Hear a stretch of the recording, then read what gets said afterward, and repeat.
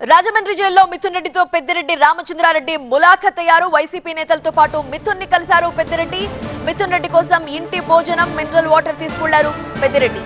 కూటమి ప్రభుత్వం వైసీపీ నేతలను వేధిస్తోందని మండిపడ్డారాయన. వైసీపీ నేతలను తీవ్రవాదుల్లా చూస్తున్నారని, అక్రమ కేసులతో వేధిస్తున్నారని ఆగ్రహం వ్యక్తం చేశారు.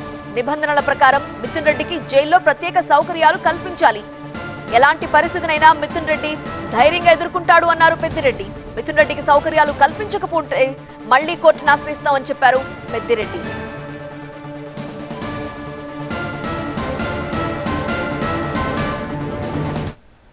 అన్నీ కూడా పర్మిషన్లు అన్నీ కూడా చంద్రబాబు నాయుడు ఇచ్చారు డిజిటల్ రేస్కు. ఆ డిజిటల్ రేస్ నుంచేనే గత మా ప్రభుత్వం కూడా పర్చేజ్ చేసింది తప్ప ఇవన్నీ కూడా ఈ ట్రాన్సాక్షన్ అంతా కూడా అఫీషియల్గా జరిగింది కాబట్టి బెవరేజెస్ కార్పొరేషన్ ద్వారా దీన్ని తప్పట్టే పని లేదు. ఈరోజు అధిక ధరలే కాకుండా అధికంగా ఎక్కువ లిక్కర్ అమ్ముడు పోతాం.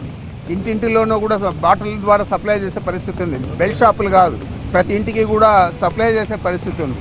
మరి ఈరోజు అయినా కూడా ఆదాయం ఏమైనా పెరిగిందా గత జగన్మోహన్ రెడ్డి గారి ప్రభుత్వం కంటే అంటే ఎక్కడ కూడా పెరగలేదు. 2014 నుంచి 19 దాకా ఆ రోజు 2018-19లో కేవలం 17,000 కోట్లు మీ ఆదాయం ఉన్నది. మా ప్రభుత్వం దిగిపోయేటప్పటికి 25,700 కోట్లు ఇందాక మా ఎక్స్ఎంపీ గారు చెప్పారు. మరి ఇప్పుడు అమ్మిన క్వాంటిటీ కంటే దాదాపు 27% తక్కువ క్వాంటిటీ ఆ రోజు అమ్మడం జరిగింది. మరి ఇవన్నీ ఈరోజు యాప్ ప్రభుత్వం మీద కేసులు పెట్టారంటే ప్రైవేటు వ్యక్తులకు అప్పచెప్పింది గవర్నమెంట్ నుంచి తీసి, మీరు అదేవిధంగా ప్రైవేటు వ్యక్తులకు గవర్నమెంట్ నుంచి తీసి ఈరోజు ఇచ్చారు. ఈరోజు అనేక అవకతవకలు జరుగుతూ ఉన్నాయి. తప్పకుండా ఇప్పుడు జరిగేది ఈ లిక్కర్ స్కామ్.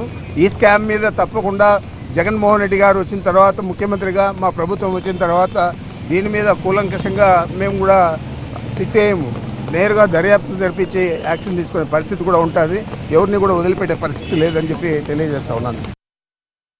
మిథున్ రెడ్డి గారు ఎలాంటి ఇబ్బంది అయినా కూడా ఎదుర్కొంటారు తప్ప నాకు ఆ సౌకర్యం కావాలా, ఈ సౌకర్యం కావాలా అని చెప్పే వ్యక్తి కాదు. ఇప్పుడు కూడా ఆయన ఏం కూడా నాకు చెప్పలేదు. అయితే ఇక్కడ ఉన్న పరిస్థితుల దృష్ట్యా అక్కడ ప్రభుత్వం న్యాయపరంగా కల్పించిన సౌకర్యాలను కూడా అందజేసే పరిస్థితుల్లో లేదంటే ఈ ప్రభుత్వం ఏ విధంగా పనిచేస్తూ ఉందో, ఎంత కక్షపూరితంగా వ్యవహారం చేస్తూ ఉందో అది మీ దృష్టికి తెస్తూ ఉన్నాను. ఆయన బాగున్నాడు, సంతోషంగా ఉన్నాడు. 3 పూట్ల భోజనానికి ఇంటి భోజనానికి ఒప్పుకున్నారా? రూమ్లో టీవీ అలాంటిది ఏం లేదు.